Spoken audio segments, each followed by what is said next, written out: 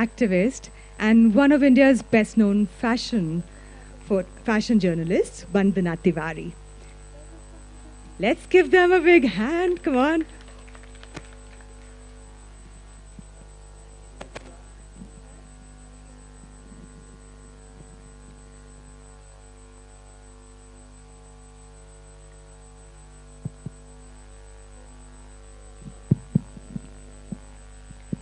Good afternoon, everyone.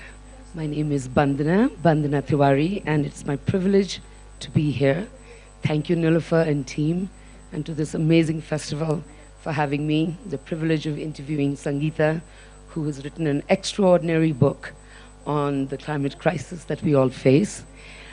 But the book is enlightening, engaging, optimistic, and I think at a time when we are all going through climate anxiety, eco-anxiety, where we are sort of drawing the curtains, when we are closing the curtains rather, when we are overwhelmed by the kind of natural devastations that we see on our phones every day.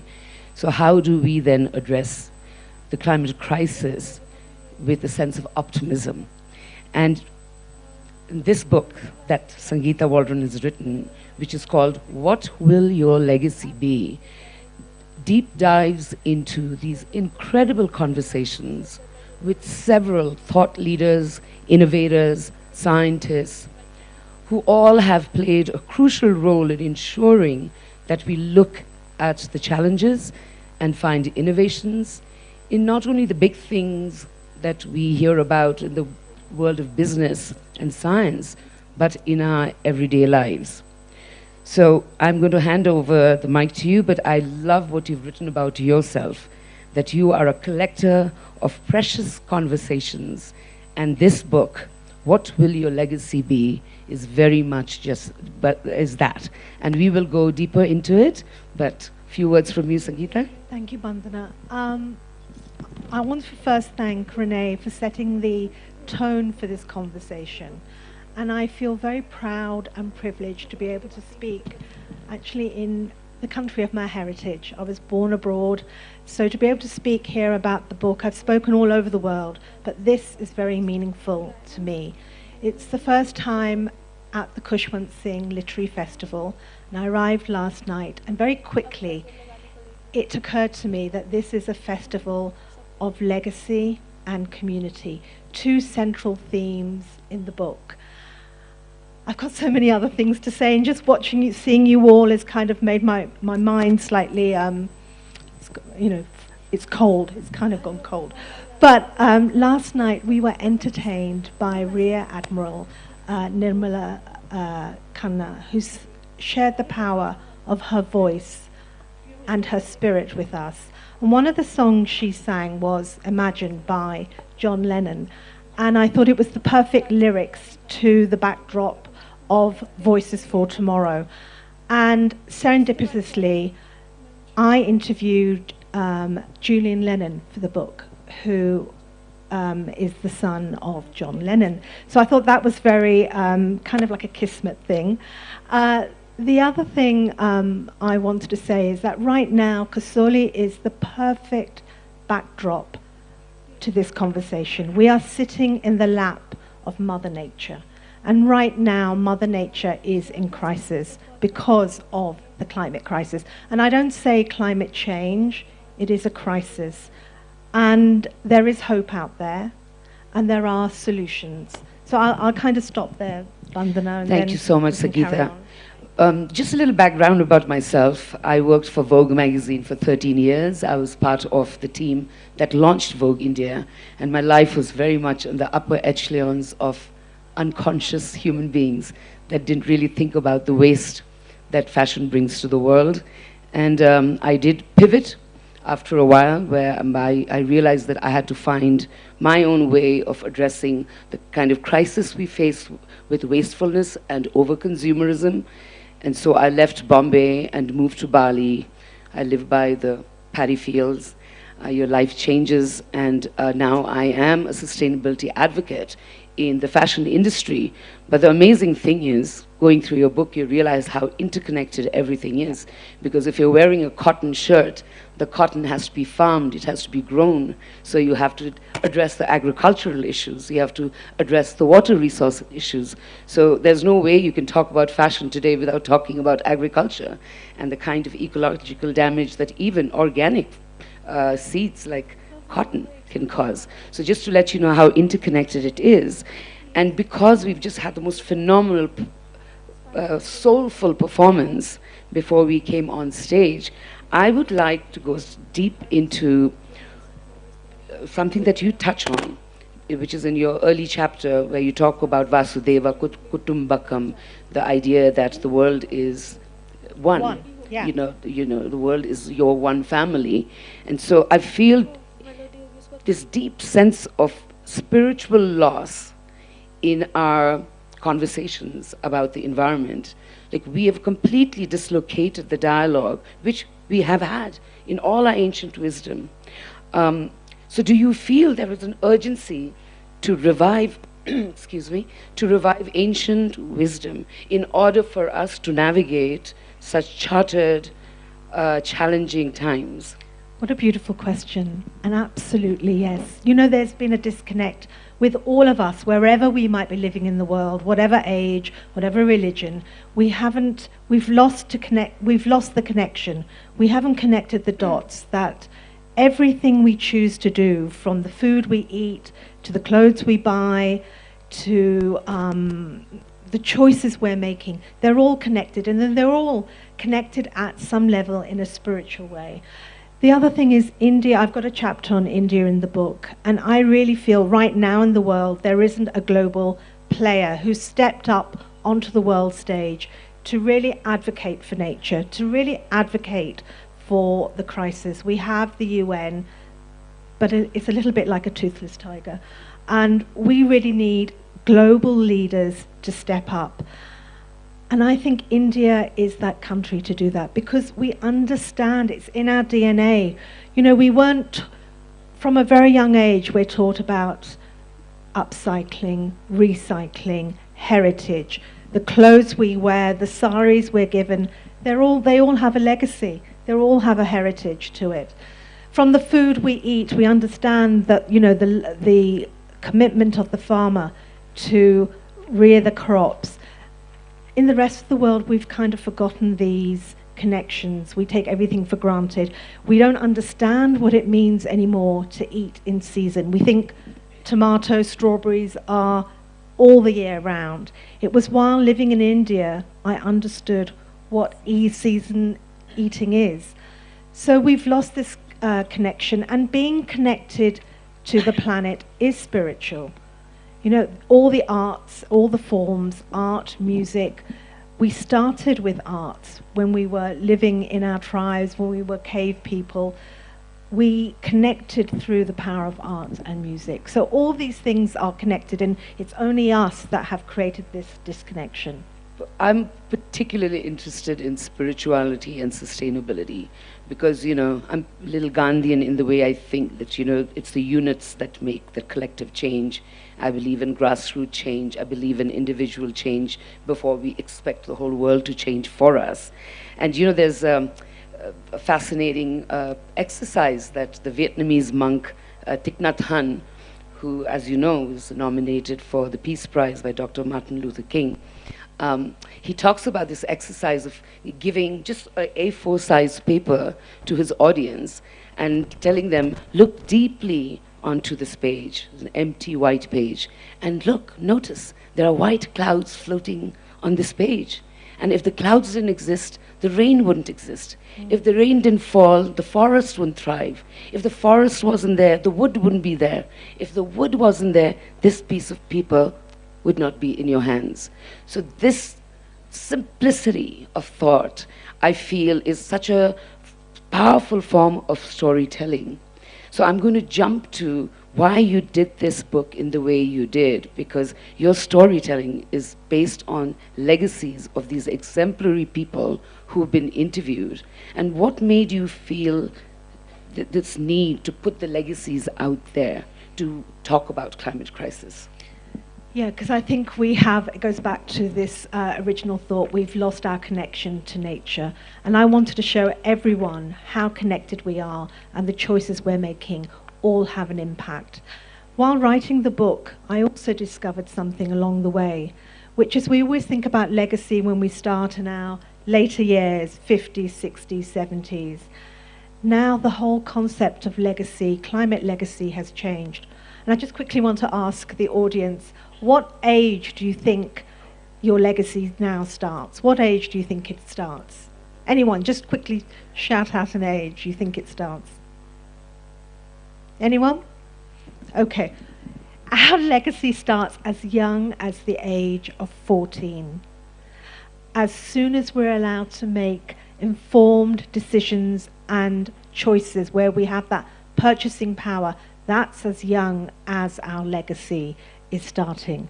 And going back to this, why did I write the book? I wanted us to just help connect the dots. And I also wanted to write a book about hope and inspiration, because hope is there. While we can't reverse back the clock, we can certainly make better choices for the future. There are solutions out there. There's great things happening in Africa, China. China gets a lot of stick, but it's actually doing a lot with renewable energy. And also India. India's got a lot to offer the world. We have the world's largest population, but we've also got the world's youngest population. And I interview some of these young people who are full of energy and they want to make a difference. So I think we need to really capture that so we can have the voices of tomorrow. One of the things that comes up in your book, which as a woman resonates strongly, is the notion that we need a bigger, better female engagement and female leadership. And there's this wonderful philosophy, ideology called ecofeminism, which I'm learning about from my hero, Vandana Shiva's documentations and his speeches. And it talks about how the bastardization and the humiliation of nature correlates with the humiliation of women over time. So the pillaging of nature correlates to the pillaging of the female spirit. So we've moved from what we called Mother Nature, so feminine and so powerful, to a very capitalist, patriarchal systems which are causing such problems in our world. So would you want to just tell our audience about these women and the kind of difference that you see in the way we address challenges as women as opposed to the men? Yeah, so again, one of the things I learned while writing the book is that women are on the front line of the climate crisis.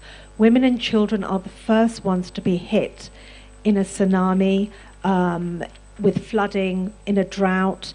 And I interview a young woman who is based in Nepal, who's working with the farmers. And she said, who do you think the farmers are? She said, the farmers of the orchards. And I had this stereotype, it must be men. And she said, no, the farmers are women, because all the men have gone to the city to earn a living and the women have been left behind. And what they're finding is, while they don't know what the climate crisis is, they have noticed that the weather patterns have changed and that they're dealing with drought. And these women are finding solutions to manage their orchards. They want to find the solutions to do better farming, and they're not just doing it for themselves, they're doing it as a collective.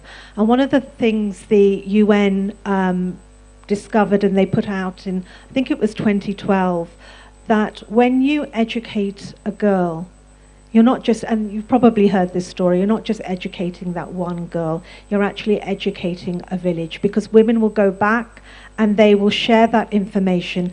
And when they earn, they don't just keep that money for themselves, that collective, they put it back into their village. So I think when we, and the other thing in this climate movement, and what I've seen in the West, we always seem to have a great panel of men, but very few women. And women are the ones who are dealing with this on a day-to-day basis. The other thing is, we always seem to have maybe women, but never women from the global south. And that's one of the reasons why I wanted to write this book. So I could hopefully be just one of those voices.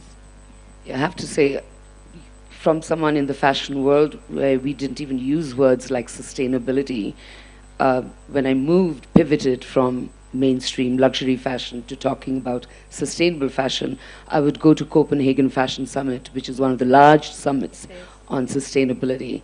And it was surprising to me that I wouldn't see brown faces around, and yet we were talking about the overproduction, the malpractices in countries like Cambodia, Vietnam, India, Bangladesh, and the tragedies that occurred from factories burning down because of safeguards not being put in the right place, and looking around and seeing the poor representation.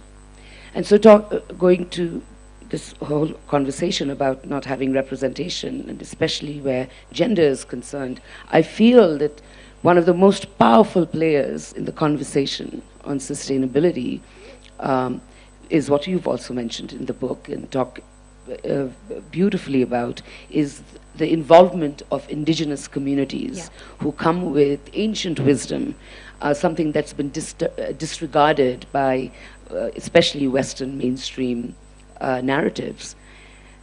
And I know that you've interviewed Nimonte, who's another hero of mine. She's a Ecuadorian she's from the Amazon, and she's in the Times list of 50 most influential women. And what a woman, the way she champions for the Amazon. And you interviewed her.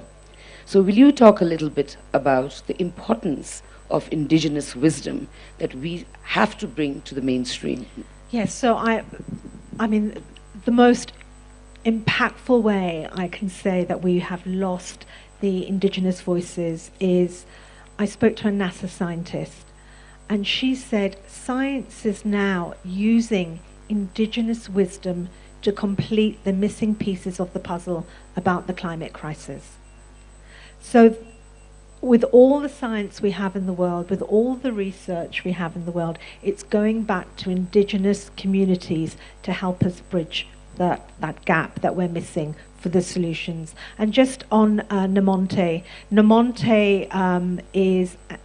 she's one of the few indigenous female leaders, and she took on a fossil fuel company because the oil company was going into the Amazon to cut down the trees, take away their community, and she fought. She didn't have any big backers. She wasn't from a wealthy background, but the community got together and she led them to fight, and she won. She won last year. So I think we need to see more of these voices. We also have a snobbery in the West, don't we, where we think, oh, what do they know? They're not really educated, but actually they know more than us. And I just want to say one more thing. While I've been speaking about the book, and I've written the book now and it's complete, countries like India are on the front line of the climate crisis. And I had this hunch, and when I was interviewing people from India, and I've been fortunate enough to travel around India, when you speak to people about the climate crisis, there are no climate deniers. There are no climate deniers because people know it. But in the West, we have this Western privilege where we think we can deny the climate change. We have the rise of climate denying. And I think this is, it's dangerous, and it's also closely aligned to the far right. It's also closely aligned to fossil fuel companies. And I think we need to talk more about the Western privilege of climate denying. I think a big part of the problem now is we get so much on social media, and we have a hashtag culture of activism that is blindsiding us from the reality. And there is a wonderful person that you interviewed in your book, and I'm going to paraphrase. His name is Dr. Simon Nicholson, and he talks about the illusion of activism and on the fake collectivism of social media. Meaning that, when individuals engage online, particularly in heated exchanges or debates, often referred to as strolls, it creates an illusion of participation, when in fact, what do you think it is? So, you know, Simon actually was a very interesting person to speak to because he's very dour. Do you know, he seemed burdened by the climate crisis. And at that time, America was just going into its election campaign. They hadn't had yet Trump for a second term. And I asked Simon, I said, how do you stay optimistic? I'm not quite answering your question just yet. I said, how do you stay optimistic? And he said, it's through my colleagues who keep reminding me, without hope, how can we make a difference? Without hope, how will I get out of bed every morning and speak to my students? And Simon also said something really interesting, which was about social media and also the churches in America, where people go in and they connect. It's about community, but also it's about this rise of nationalism, which is again closely associated with the climate crisis and climate deniers. Well, closely associated with climate deniers. And we're seeing this same kind of rhetoric now happening in the UK, where you're having the rise of nationalism and the rise of climate denying. And it is through social media. And while social media and the internet has brought us together, it played a big role during the pandemic, it helped us connect. We've become, in early 2010, we called it the age of information. And 2017, it kind of turned into the age of misinformation and fake news. So the role of social media is very powerful in this. It can either take away our hope, or it can give our hope as well by helping us to connect the dots.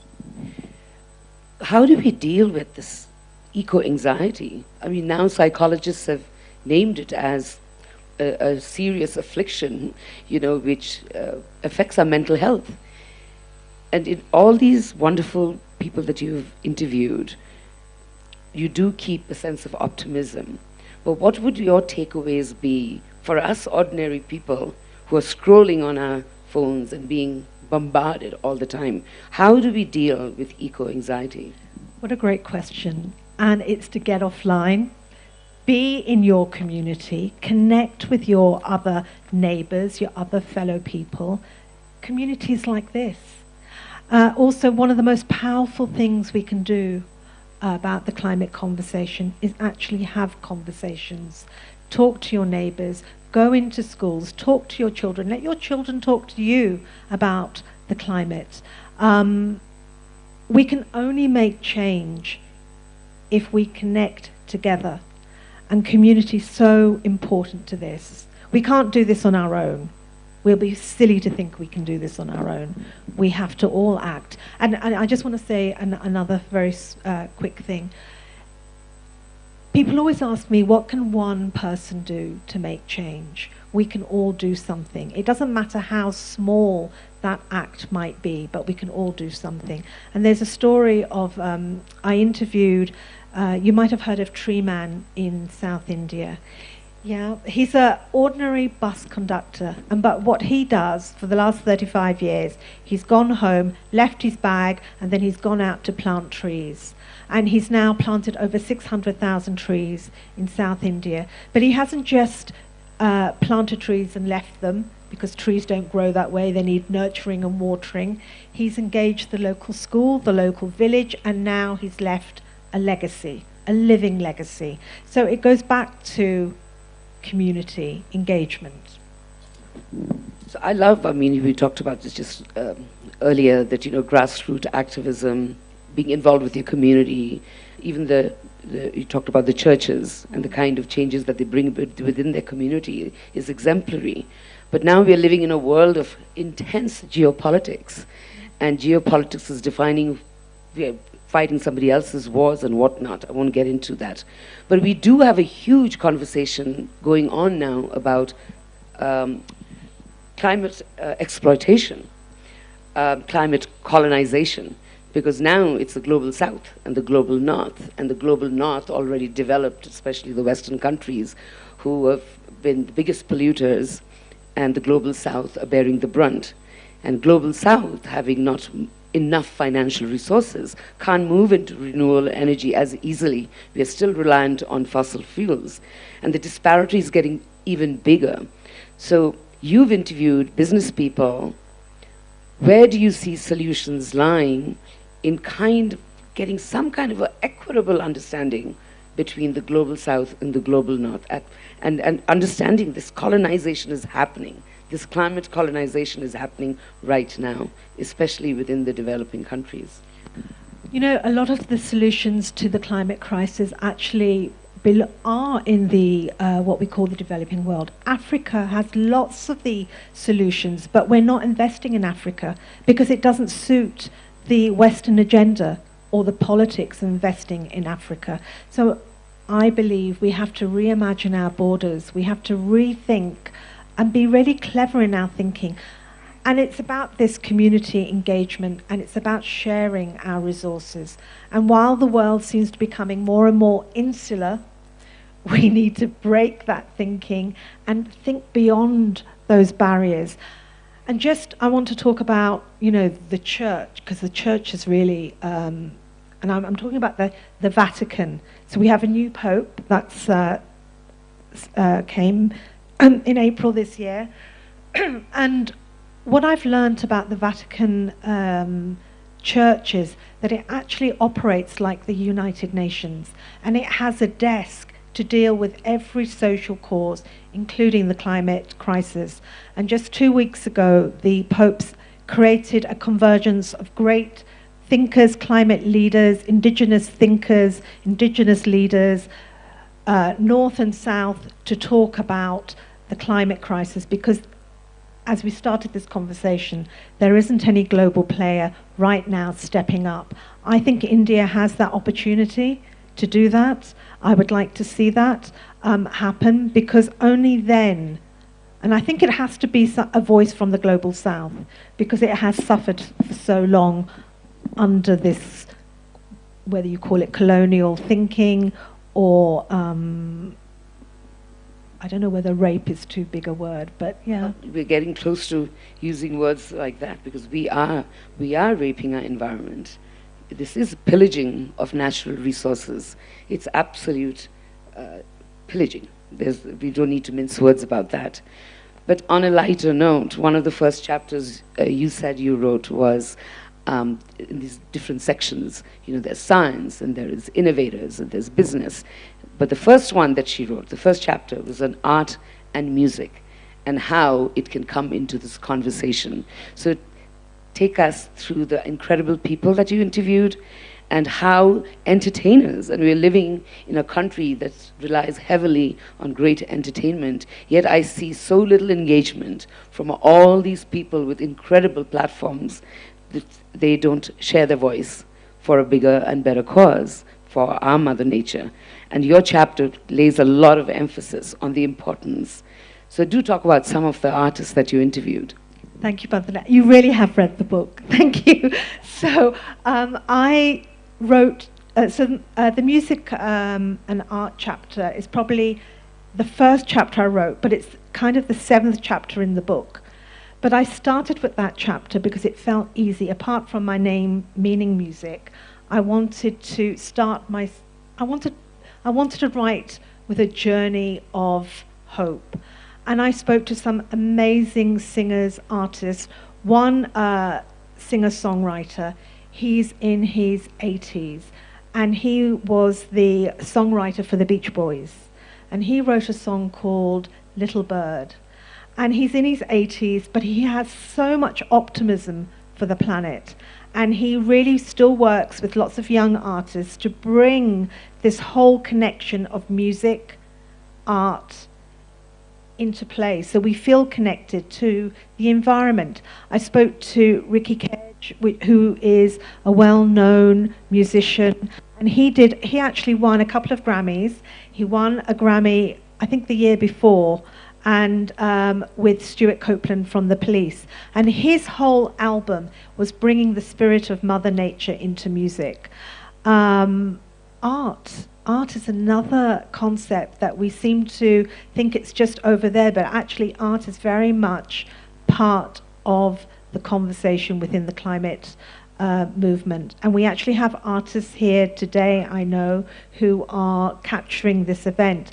Art's a very powerful means to communicate what's happening to our planet. And I spoke to a French artist called Janina, and she paints the marine world, because we seem to forget, when we talk about the climate crisis, we seem to think of everything on land, but there is so much happening within the ocean. The ocean now has something called marine heat waves. That's where the currents are stagnated, they can't move. When they can't move, it means fish can't go from right to left and left to right, which is needed for our fish stocks. And one of the other things is, again it goes back to this art, Janina, has painted beautiful humpback whales. And I interviewed a humpback whale researcher, and one of the things I learned, everything in nature has a responsibility, has a point to it, including humpback whales. And one of the most beautiful things about these creatures is they're not just swimming in the ocean, they're absorbing the CO2 from the atmosphere. Isn't that amazing? That is their purpose, is to absorb the CO2 from the atmosphere, and they take it back down to the bottom of the seabed and they secrete it. Now that is such a divine role, but we're losing our humpback whales because of overfishing, because of the marine heat waves, because of the plastic in our ocean, because of the fish nets. So we are actually destroying ourselves. I mean, I do remember watching this documentary on Netflix, which I highly recommend, called Seaspiracy, and this industrial-style fish farming, where their ships look like extraterrestrial vehicles that have come from outer space, with trawlers that are so huge that they scrape the bottom of the ocean because they want the shark fin soup in China, but in the process kill millions and millions of dolphins. It is absolutely disheartening. So in this kind of sort of dystopian world, you've written a chapter on the role of media, and you've interviewed a lot of people in the media, and clearly here there are a lot of storytellers, writers. I'm a journalist myself. So what would you say to us? How do we engage people with newer narratives that are not debilitating, that don't overwhelm us? What would enhance storytelling that would also serve a purpose? That's a really good question. I think first of all, with any kind of storytelling, it's to be authentic, to be truthful to your medium. We're losing that right now with social media. We're really having to authenticate our story. Is it real, or is that just something that's been AI generated? The role of the media plays such an important part of the climate conversation. When I was working in media, we never had climate journalists. We had environmental correspondents, but they would be doing other things. News desks didn't have an environmental desk. Yeah. And so now we're investing, or media rather, is investing in these desks and in climate journalists. And this doesn't quite answer your question just yet, but what I want to say is climate journalists are no different now from war journalists, because they're going into very dangerous situations, such as the LA forest fires earlier this year. We had in Greece, we had the fires. They're going into very dangerous situations to report for us. So how do we keep that hope alive? It's by being authentic, finding the stories in our community, communicating those. There's some great examples of different projects happening around the world, but we all seem to like the doom and gloom, right. Don't we? And yet we complain that there isn't enough positivity, but we don't want to feature those positive stories. We always seem to, I don't know, it seems to be a human that time. It seems to be a human thing to just gravitate to the negative, but there is so much positivity out there. My last question, and let's end with optimism and humility, because the one thing I notice in the book, each of the wonderful people that she interviews, the last question to them from her is, what will your legacy be? And it's incredible for these people who've done such phenomenal work in the field of environment, that's the shortest answer that they have. Some of them have just a few, maybe one paragraph, where they completely dismiss the egotism of, and the absolute humility of, what will my legacy be? You know, I just want to be a good person. Yeah. So I want you to just quickly encapsulate what were the common things amongst all these wonderful people that you interviewed. After every conversation, I always felt very privileged, and sometimes I felt very emotional, because these were people who were doing extraordinary things, not just for a moment in their life, but they had actually dedicated their lifetime to finding solutions, to fight for Mother Nature, give her a voice. And I would ask them, you know, NASA scientists, a scientist working at the World Bank, in charge of the World Meteorological Organization. I interviewed a general who worked with the British Army about the climate, and all of them would just say, all we want to do is just make the world a little bit better than what we found it. And that is our legacy. And they had so much humility. And I think it goes back to where we started this conversation, which is about ego, spirituality. All these things are connected. And I think nature keeps, it's like whom the bell tolls. Nature is so humble. She doesn't ask anything from us, really. She witnesses us go about destroying her. And I think this is the thing that's so powerful. It comes back to this point of legacy, that it's just doing a little bit. Every action matters. And when we do all these little things, they collect together like ripples. And when we collect these ripples together, they create a tsunami of change. Beautifully said, and we leave you on that note. And the Zen master said, never forget, we are the land that we stand on. I think we need to understand the interconnectedness. Thank you for such a wonderful conversation. Thank you. Thank you, Sangeeta.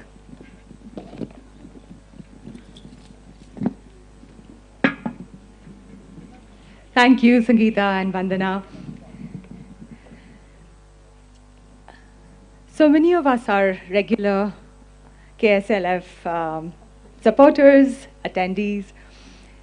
I'll take a minute now to tell you a little bit about all the work that makes the festival possible.